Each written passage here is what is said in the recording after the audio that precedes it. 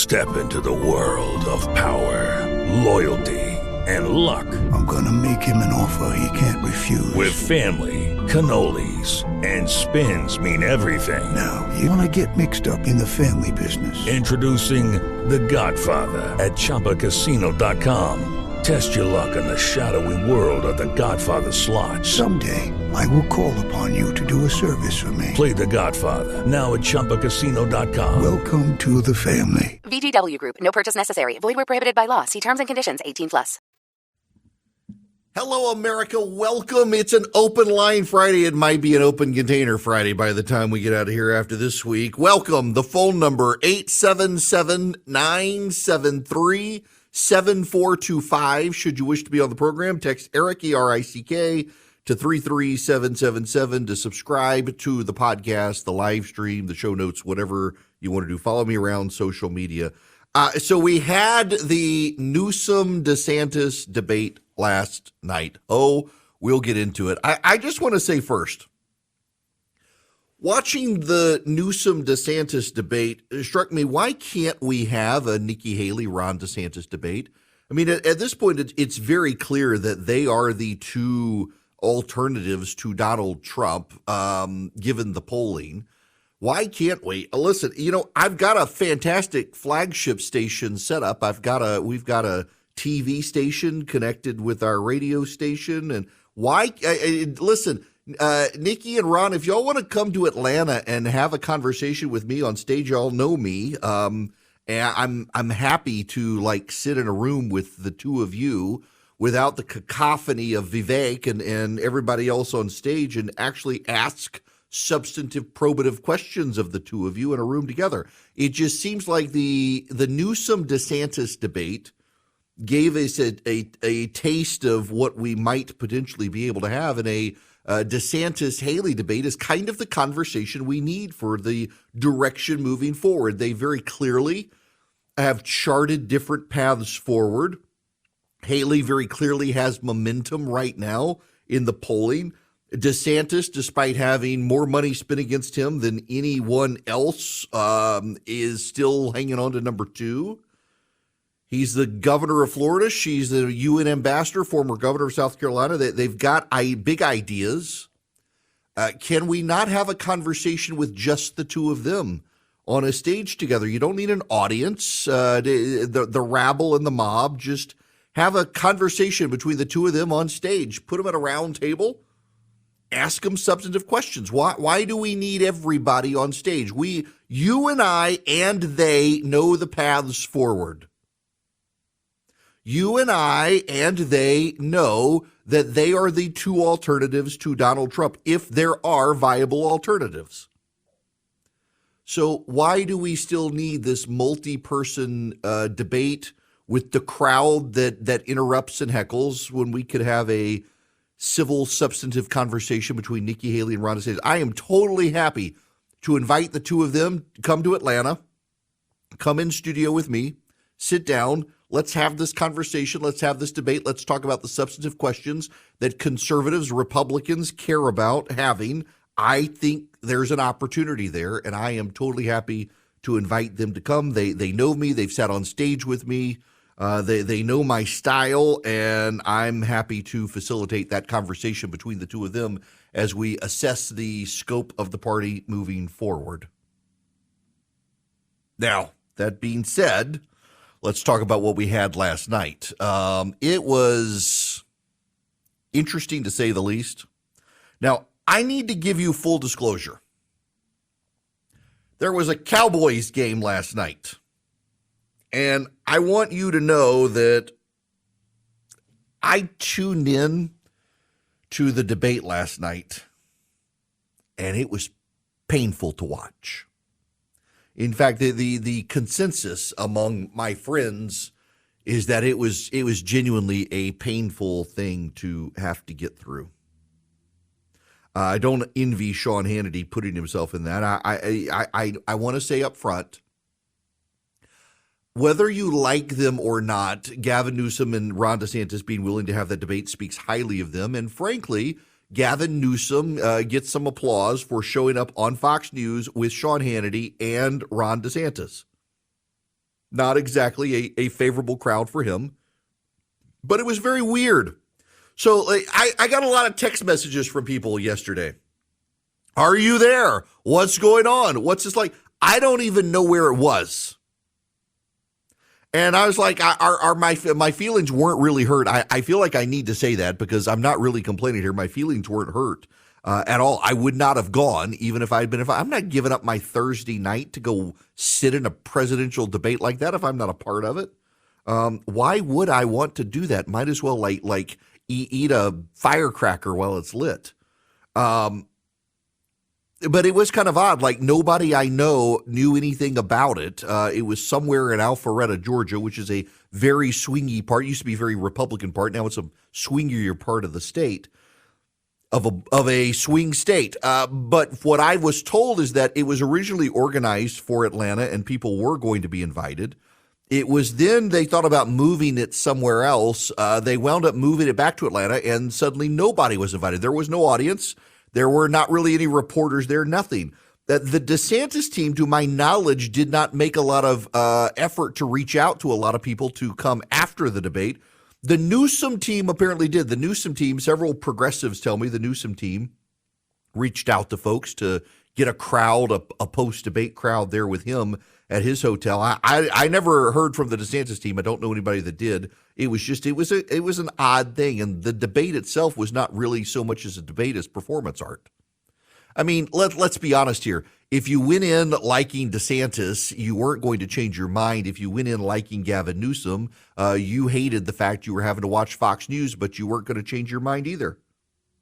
The interesting part of the Trump people who just went out of their way to savage DeSantis against Newsom and praise Newsom's performance, that's kind of telling that you just can't abide to, there's no intellectual honesty there, you're going to praise Newsom because you hate DeSantis. They had their moments. Of course, I've got the audio. I will play you some of the audio, but let me just say this. If you are driving, listening to me right now, I want you to understand I'm not trying to kill you, give you a wreck, put you to sleep, or drive you insane. I'm not by playing this audio. It's just this is the audio that was said last night.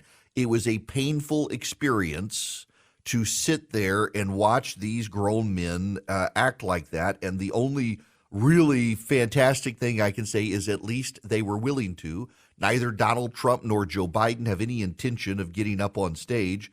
For Donald Trump and Joe Biden to get up and lead, they got to take Viagra now. And yet we've got this younger generation of politicians who are willing to stand on a stage together, stand up, lead, and defend their positions. And whether you were entertained or not, or thought it was a painful experience like most people did to sit there, you had these two next generation politicians willing to stand on stage with each other and trade barbs and have conversations and make points, but defend their ideology. Biden and Trump aren't willing to do that. This is the debate we could have that we won't have. A next generation, Gen X, if you will, being willing to make their case. And yet we're forced, all of us, held hostage by two parties intent on propping up two octogenarians who might die before it's all over. We should have better candidates, but it seems like the bases of both parties are intent on making us refight 2020 all over again. Now, that said, some of the audio, I mean, the barbs, it was a lot of barbs, a lot of poop, like actual poop map from San Francisco. This is Newsom to DeSantis. I can tell you this. I would not go to China and grovel in front of Xi like Gavin Newsom did. He says China's a partner on climate change. China's adding 2 new coal plants every year. China's laughing at us with what they're doing. So, yes, they're the #1 threat we face, and we need to take it seriously, and Joe Biden is not doing that. This is just a reminder. I think it's a question some people are probably asking. I know Nikki Haley's campaign is asking, when are you going to drop out and at least give Nikki Haley a shot to take down Donald Trump in this nomination? She laid you out. You're a Please. walking hypocrite. wish. You You're a wish. walking You wish. hypocrite What about on China? the issue of China. This is the guy that was looking for direct foreign trade from China, was doing trade That shows, is open false. up an office. That's already been That's debunked. And you talk absolutely about the true. liberal fact You are checkers. aggressive Even with the that. liberal fact checkers Donald did Trump that. himself today called Please. you Red Ron. This is the DeSantis poop stuff. This is a map of San Francisco. There's a lot of plots on that. You may be asking, what is that plotting? Well, this is an app where they plot the human feces that are found on the streets of San Francisco. And you see how almost the whole thing is covered, because that is what has happened in one of the previous greatest cities this country's ever had. Human feces is now a fact of life, except when a communist dictator comes to town. Then they cleaned up the streets. They lined the streets with Chinese flags. They didn't put American flags there. They cleaned everything up. So they're willing to do it for a communist dictator, but they're not willing to do it for their own people. And there's this. Some of the books you're talking about, one is called, the governor just brought it up, it's called Gender Queer, a memoir. Explicit pornographic book showing sex acts. Another, Flamer, graphic book about young boys performing sex acts at summer camp. This book is gay, a book containing instructions on the ins and outs of gay sexuality. Let me finish. Let's Talk About It, a book that contains graphic descriptions about how to masturbate for males and females. My question to you, Governor Newsom, those books, do you believe that's appropriate for school districts to teach kids, yes or no? And Newsom said, well, we don't do that until after fourth grade. Until after fourth grade? Really? A guy who stands here, who's been out on the Republican debate stage saying, well, he's going to be tough, he's going to shoot people with backpacks, and that he has a strategy to potentially even invade our second largest trading partner, Mexico, that has a record of supporting amnesty and supporting reforms under the Obama administration, is the last guy to be standing on stage talking about the issue of immigration reform tonight. Well, I'll tell you what, it's deja vu all over again with that flurry of lies. This is a guy that says the Biden administration is not lying to the public about the border. They go to the White House briefing room every day. They say the border's secure. They are lying to you. We know that that's not true. And last clip, so you can say I covered it. This was actually the pretty good one. Well, that's a pretty slick way of not answering your question. He went on a binge of putting out a lot of left-wing platitudes. Here's what I would say. I talked to a lot of the people that have moved from California to Florida, and we never used to get people from California to Florida or really anywhere in the East, because why would you leave California? It's got the best weather, great natural forces. Excuse me, sir. But one of the things that I did, I was talking to a gentleman, a couple. Guys, I'm going to let the debate breathe. But it's his turn. Let's take turns. So I was talking to a fella who had made the move from California to Florida, and he was telling me that Florida is much better governed, safer, better budget, lower taxes, all this stuff. And he's really happy with the quality of life. And then he paused and he said, by the way, I'm Gavin Newsom's father-in-law. So we do. That was good. That was good. That was about the only non-painful highlight of last night. It was just the back and forth. DeSantis held himself up very well. He did. He performed fine. Gavin Newsom went into the supposed belly of the beast if you're a progressive, and he did fine. The thing that just got me is the willingness of Gavin Newsom to just make stuff up.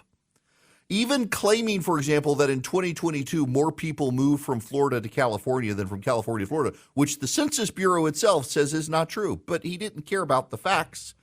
He was there just to do kind of like Vivek Ramaswamy did in the last debate, where he's just come unhinged and say whatever he wanted and bash DeSantis. But the fact of the matter is neither of these men had anything to lose by doing this. It helps Gavin Newsom with the left. It helps Ron DeSantis with the right. It gives them both more exposure. What it does is it shows the American people, one, how painful these sorts of debates are, but two, that, there is a younger class of ideological leader in the country who could lead if the octogenarians would just finally get off the stage. Guys, if you're a small, mid-sized business, you're struggling with HR issues, you have employees not showing up, or you got to do a termination, you need onboarding of employees, maybe there's a sexual harassment complaint. You want an HR manager. You don't want to be the bad guy with your employees. Bambi can play the role of HR for you. $99 a month, available by phone, email, real-time chat. They do onboardings, terminations. They help your team members get to peak performance, and your business stays compliant with changing HR regulations, regardless of which state. They're great. Now, they're U.S.-based. You got somebody to talk to who's dedicated to your team. They give you access to HR expertise, and they add personal touches. So even though they're outsourced by your company, they really feel like they're a part of your team. That matters. Go to Bambi.com right now. Type in Eric Erickson under podcast. When you sign up, it'll help my show. Bambi.com, Bambee.com, Bambi.com, Eric Erickson in the podcast tab.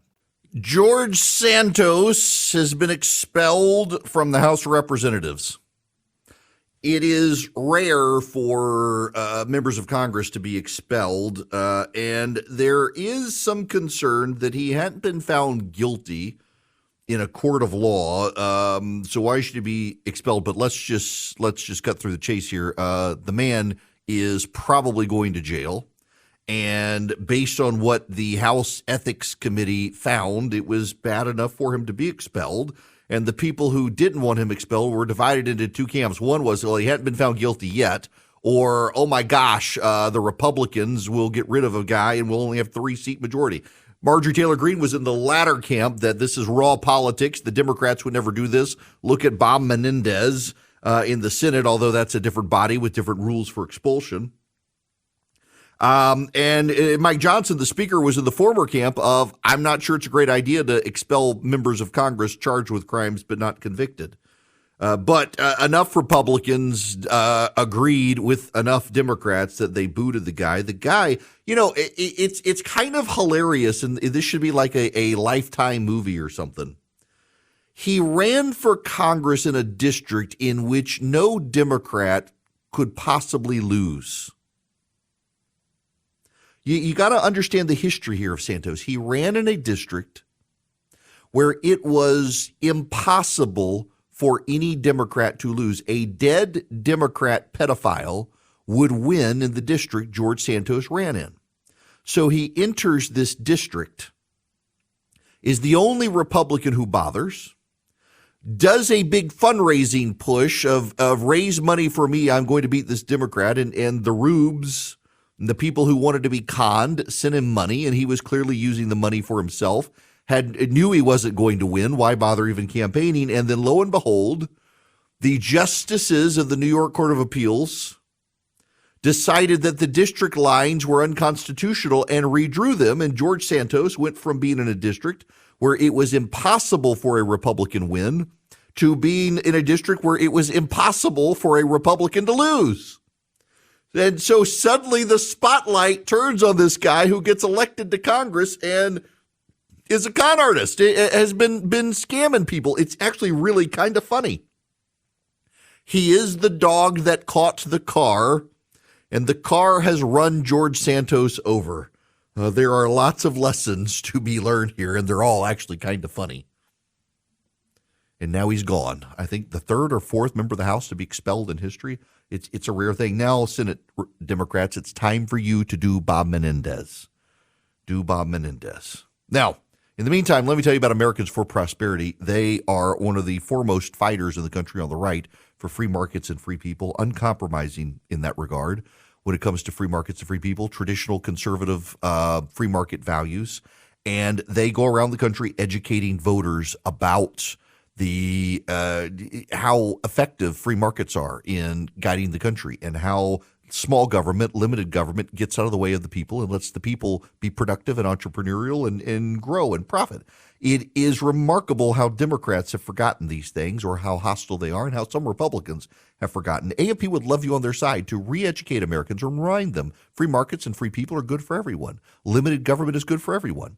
If you go to americansforprosperity.org/Eric, you can sign up today. americansforprosperity.org/ERICK. Go sign up with Americans for Prosperity. Learn to be an effective grassroots advocate from americansforprosperity.org/Eric. When we come back, Open Line Friday, 877-973-7425. Hello there. Welcome. It is Eric Erickson here. It is an Open Line Friday, and the phone number is 877-973-7425. should you wish to be on the program. I got to play this audio for you real quick because I just laugh at this one. Joy Reid, she is the pro-Hamas voice of MSNBC who gets to keep her show. And, well, she went off on Nikki Haley last night on her program. And this is a 2-minute clip. We pared it down to exactly 2 minutes. Yes, I'm going to subject you to it. There's a method to my madness. Listen to this. On Wednesday, the Koch-backed Americans for Prosperity announced their support for former South Carolina Governor Nikki Haley for president. With 7 weeks until the Iowa caucuses, the endorsement unlocks tens of millions of dollars and a network of volunteers that would ostensibly give Haley a boost. Mind you, in Iowa, Haley is running third in the polls against her former boss, Donald Trump, and Florida Governor Ron DeSantis. It's also ironic that AFP has decided to turn the page on Trump since their organization and the Koch brothers have done so much, including underwriting the Tea Party movement, to pave the way for Trump and his right-wing fanaticism, which is now the marker of the Republican Party. Now, while she likes to pretend that she's the only sensible choice for the party, here are some key things to keep in mind about Nikki Haley. She is an ultra-conservative who would sign a 6-week abortion ban if she were still governor and if she's president. She has close ties to Christian Zionist pastor John Hagee, who once asserted, quote, I'm not going to quote, I'm just going to tell you what he asserted, that Adolf Hitler was half Jewish and was sent by God to drive Jews to Israel. Hagee suggested that it was Jews' disobedience of God that gave rise to their persecution. Notice she's not quoting him. She's paraphrasing. That's her claim.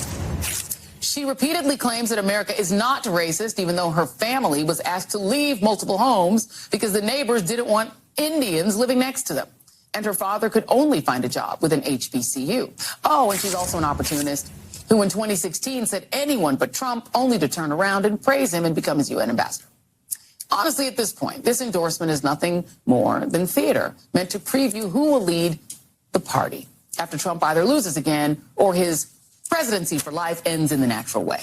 Joining me now, David Corn, Washington bureau chief for Mother Jones and an MSNBC political contributor. I could have gone on and on and on. There's so much more about her. But you wrote a book about extremism. Does she count, in your view, as an extremist? I think she is, she's playing footsie with the MAGA thing.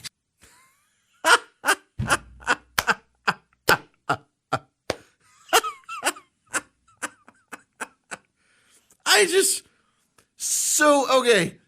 Joy Reid, who's never met a terrorist she didn't like if they were attacking conservatives or capitalism, does this lengthy dissertation on Nikki Haley, has on a guy from a left-wing publication and says, you wrote a book on extremists. Is Nikki Haley an extremist? Yes, I think she is.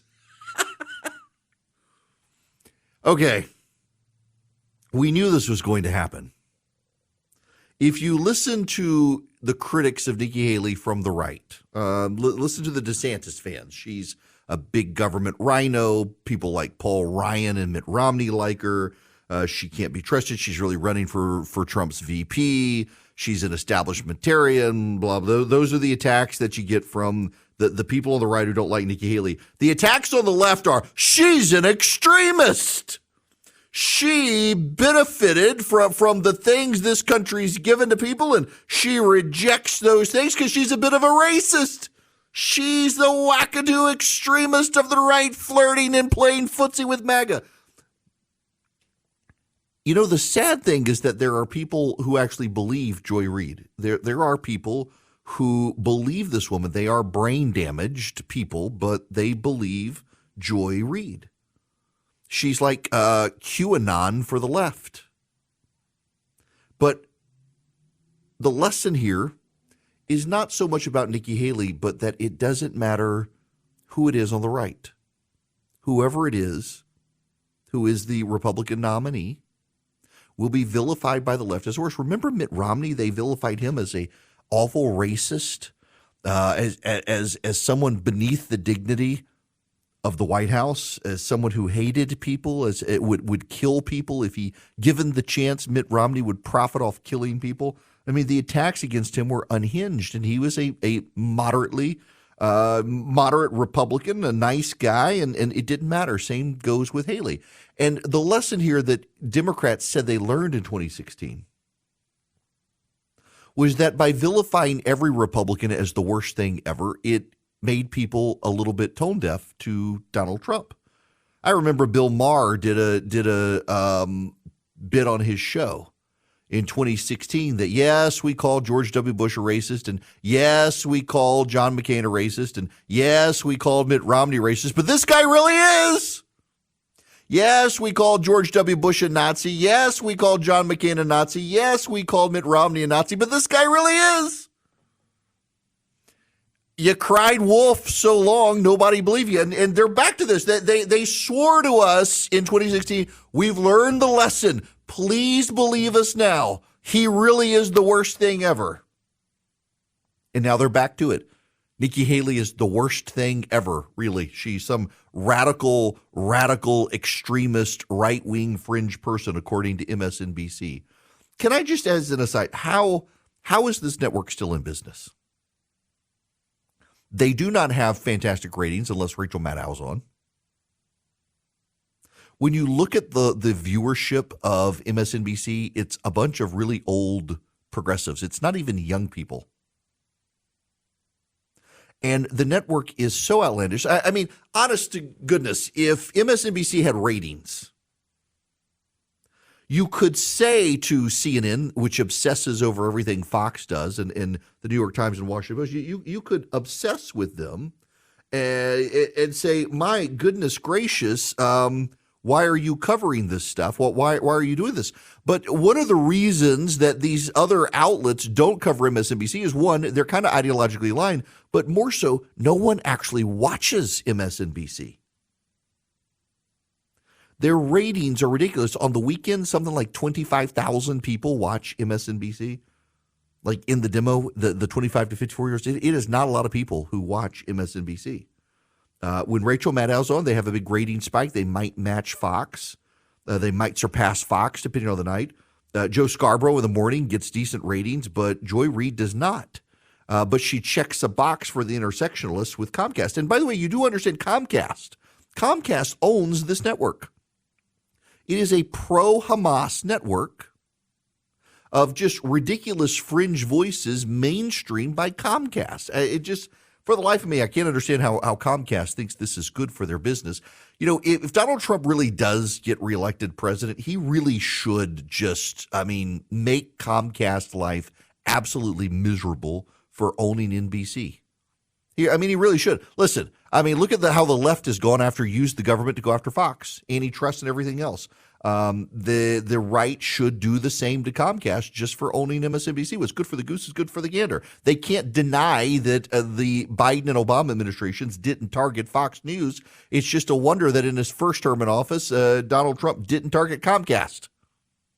When you got people like Joy Reid on national television say Nikki Haley is an extremist, you might as well turn the tools of government against Comcast. The whole thing is weird to me that you've got a network like this where, even Fox News would not do anything like that, and the left is so obsessed with Fox that you can't believe it. But, it's like this. So Von Miller, the football star, Von Miller is accused of assaulting his girlfriend who's pregnant. I want to read you this. He's the linebacker. Here's the headline from the Dallas Morning News. NFL linebacker Von Miller turns himself in on allegations of assaulting pregnant woman in Dallas. Miller, now listen to the subtitle, because the title of the piece had this, and they changed it after outrage.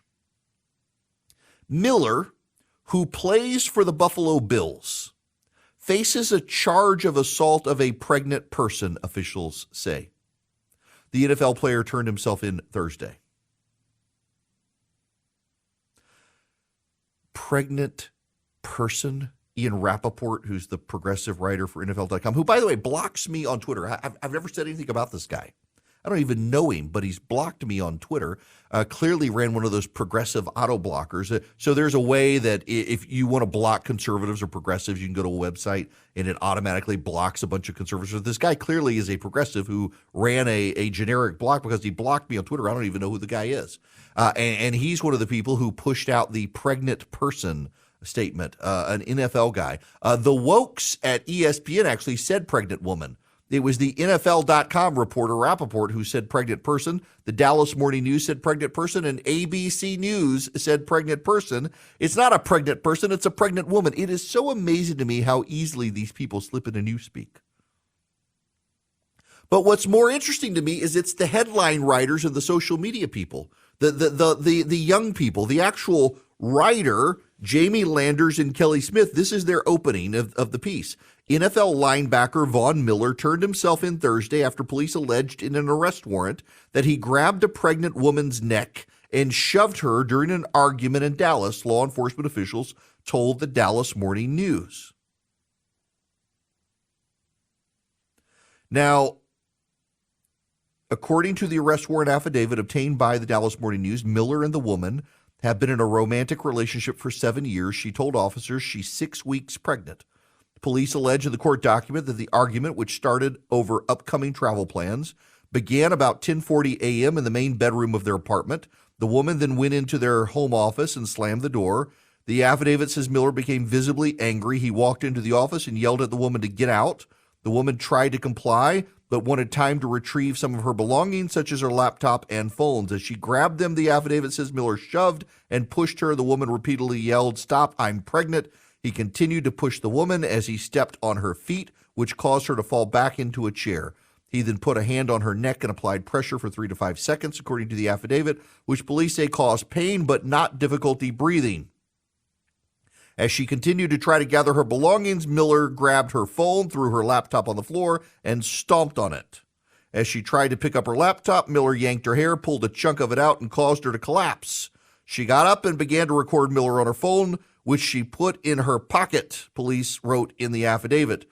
Miller once again grabbed the woman, pushed her onto the couch, wrapped both hands around her neck, and applied pressure. The woman told Miller she was calling the police, which prompted him to leave the apartment, the affidavit said. It was a woman, throughout the report, a woman, but it was the headline writers and the social media wokes who couldn't bring themselves to identify her as a woman. She had to be a pregnant person. Ladies, I got to tell you, it's one of the most remarkable aspects of the times in which we live. Feminism has been so profoundly successful that you are now wiped out of the conversation.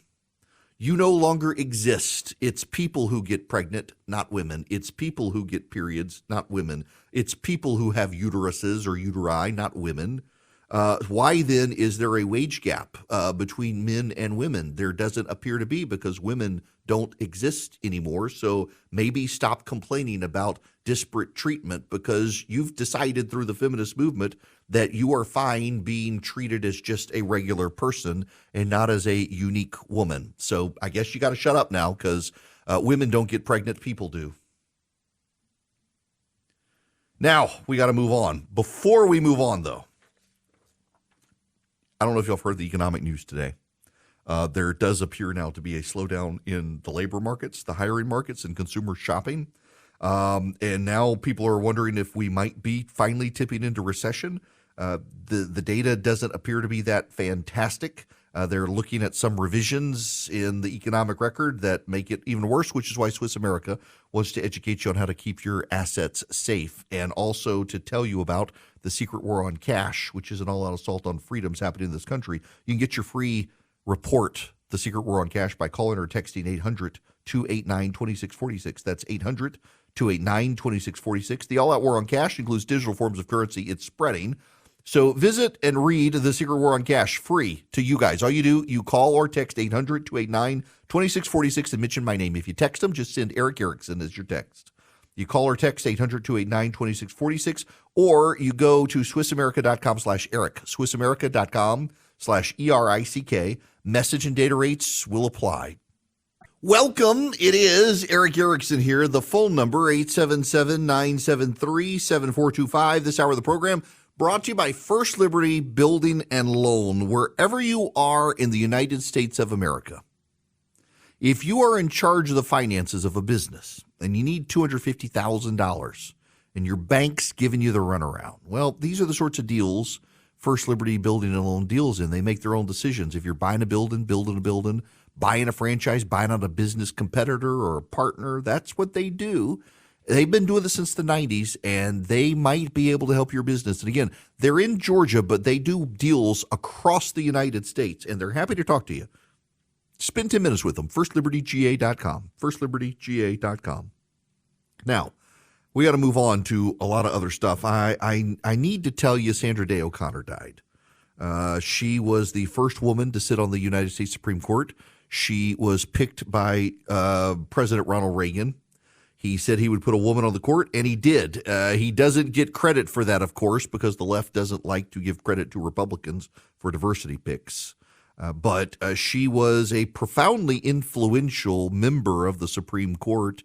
Leaned to the right, not all the way, though, on social matters. She was fairly liberal. She supported abortion rights. She was willing to restrict but not get rid of abortion. But when it came to fundamental rights against government, she tended to be very skeptical of the government's power. She lost her husband a few years ago to Alzheimer's, and she stepped down, I guess, in the 2005 when George W. Bush was president, and Sam Alito took her spot on the Supreme Court. But she was a deeply influential jurist. She came from the Supreme Court of Arizona to the Supreme Court of the United States, and she certainly made her mark there on the court. So she has passed away. She was in her 90s. Now, when we come back, look, it's Open Line Friday, and I'm happy to take your phone calls, 877-973-7425. However, when we come back, I'm going to talk a little bit. Noah Rothman at National Review has written a piece, and it really encapsulates a lot of thoughts about something I wanted to talk about anyway. And he doesn't really go there, but I will go there, where I feel like we as a people have descended into a new dark ages, where we have forgotten the fundamentals and the basics of life. As in postmodern times, the left culturally has decided we can move on from the shackles of the democracy of the dead to new things, except those new things don't work. They've given up on the tried and the true as outmoded and irrelevant to the times in which we live, but the things they've introduced to replace those things don't actually work very well. And we are now dealing with issues we haven't dealt with in a very long time, largely because of the arrogance of a progressive-leaning elite who have decided they know better than the democracy of the dead. And they have plunged us into a new dark ages of inflation and crime, collapsing cities and collapsing families.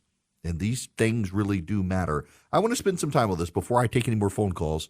I think it's that important. But I will take your calls during the show today, 877-973-7425. But when we come back, a good reminder of what is the democracy of the dead and where have we gone by leaving it behind. Step into the world of power, loyalty, and luck. I'm going to make him an offer he can't refuse. With family, cannolis, and spins mean everything. Now, you want to get mixed up in the family business. Introducing The Godfather at ChumbaCasino.com. Test your luck in the shadowy world of The Godfather slot. Someday, I will call upon you to do a service for me. Play The Godfather now at ChumbaCasino.com. Welcome to the family. VGW Group. No purchase necessary. Void where prohibited by law. See terms and conditions. 18+.